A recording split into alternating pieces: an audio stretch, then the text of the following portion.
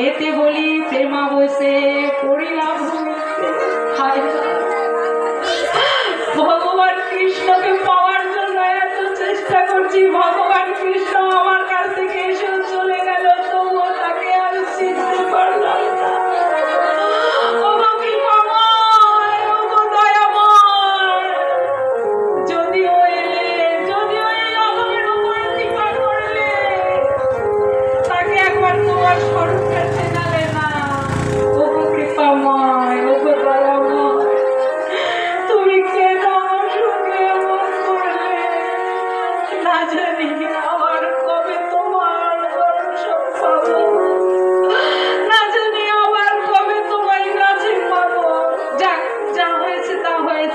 তবে তুমি যে আজ্ঞা করেছো আমি সে আজ্ঞা অবশ্যই পালন করব।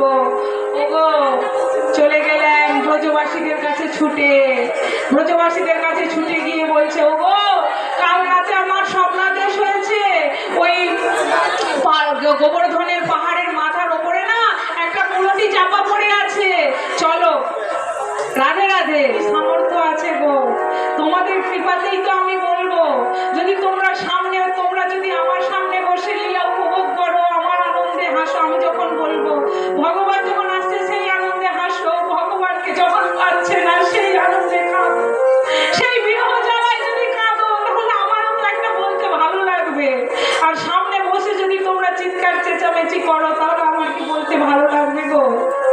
হ্যাঁ, একটা পাঠক তখনই সুন্দর পাঠ করতে পারে যদি তার সামনের ভক্তগণ তাকে সুন্দরভাবে সহযোগিতা করে। না হলে এক পাঠক যতই ভালো পাঠক হোক না কেন, তার এক বিন্দু সামর্থ্য নেই যে সুন্দর করে সে পাঠ করে দেখাবে।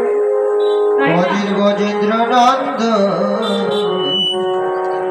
কৃষ্ণ শয়ন ভগবান, গজেন্দ্রনন্দ কৃষ্ণ শয়ন ভগবান। হ্যাঁ, ব্রজেন্দ্র নন্দনী শ্রী কৃষ্ণ, গজেন্দ্রনন্দ কৃষ্ণ শয়ন ভগবান। একমাত্র তিনিই ভগবান। জগতে অনেকে এসেছেন, আমরা অনেকেই ভগবান বলে ছুটে যাই, কিন্তু যাদেরকে আপনারা ভগবান বলে ছুটে যান তারা তাদের পরিচয় দিয়েছে আমি ভগবানের পুত্র, কেউ বলেছে আমি ভগবানের দূত। তাই নিজের জ্ঞান চক্ষুটা উন্মোচন করুন, এই জগতে একমাত্রই ভগবান, সে হলো আমার স্বয়ং কৃষ্ণচন্দ্র।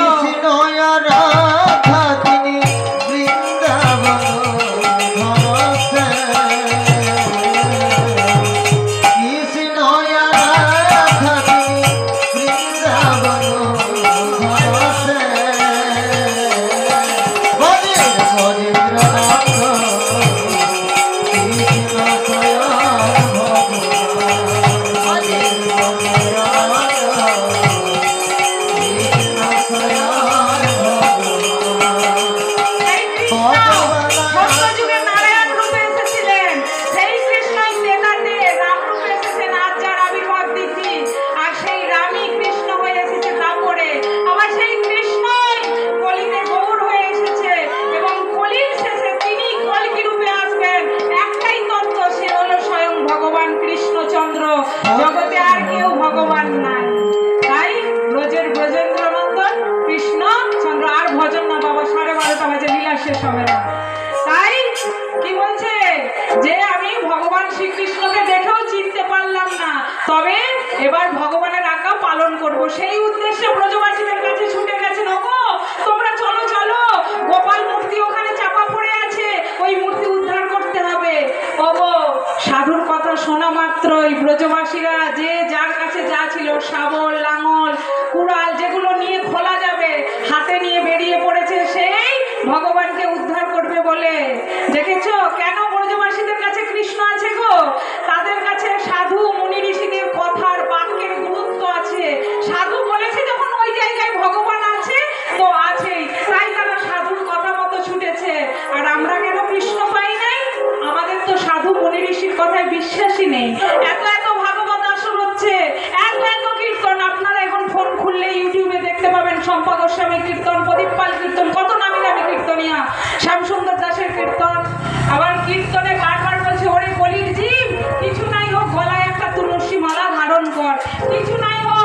হ্যালো বলাটা বন্ধ করে হরে কৃষ্ণ জয় নিতাই জয় গৌর বলা আরম্ভ কর।